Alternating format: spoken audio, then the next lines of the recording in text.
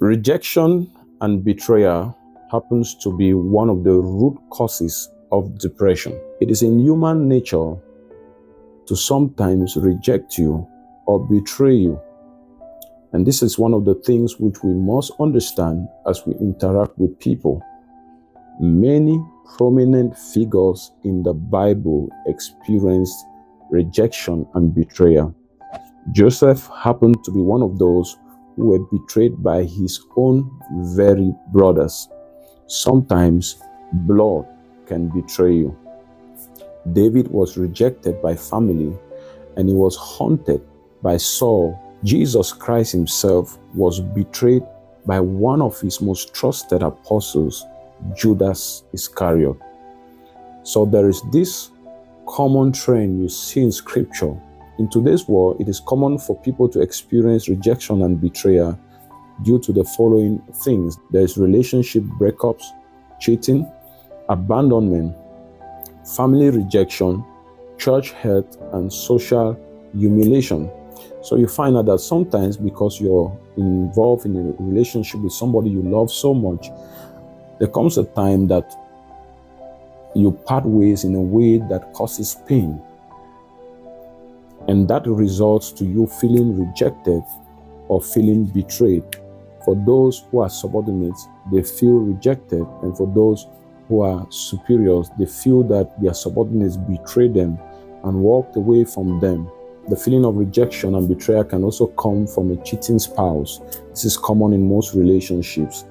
And then abandonment and family rejection. I was talking to somebody one time and they said that their father walked away when they were just kids. And this created a sense of rejection. There are other instances where I've dealt with young people who have the feeling of rejection and abandonment because they felt that they were just shipped off into boarding school and they had to grow up and fight for themselves within that system of education. So they felt like their parents didn't want them around, and that is why they just shipped them off to boarding school. You know, betrayal also happened in church hurts when you're giving yourself to a church and you serve passionately, but at the end of the day, they don't treat you right. You feel betrayed, you feel rejected.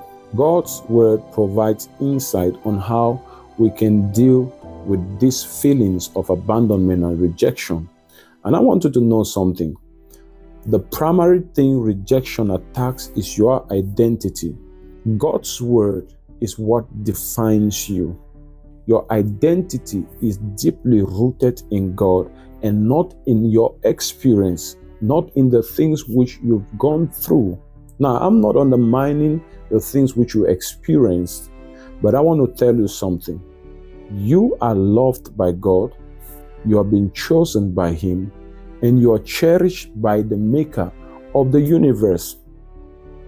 God has loved you even before the foundation of the world, and He has chosen you to walk before Him in love. He has accepted you even when you rejected Him. Scripture says God commended His love towards us in that while we were yet sinners, Christ died for us. You are never alone. The scripture says that the mother may forsake her suckling child, but I, the Lord, will never forsake you. God promises to never leave you. He has written your names in the palm of His hand. He knows you by name. He cherishes you so much that He knows even the number of hairs on your head. So God is interested in you, and He has lavished His love for you. You are valuable. Don't let the words and the hurts of men define you. You are defined by the word of God. Always find solace in your divine identity when you relate with people. When you grow in that identity, you will discover that behind every betrayal is a pathway to greatness and glory. Like Joseph, you can speak out and say, "The Lord sent me ahead of you to preserve life." Like Jesus, you can come to the understanding that if there is no betrayal, then there is no cross. And if there is no cross, then there is no glory. Child of God, recognize this truth. Turn to God and define yourself by what the Word of God says. Are you struggling with this kind of thing and you would want to have somebody talk to you and you want to talk to someone? Then please pick up the details on the screen and get to us, and I'll be here to speak to you. God bless you. Shalom.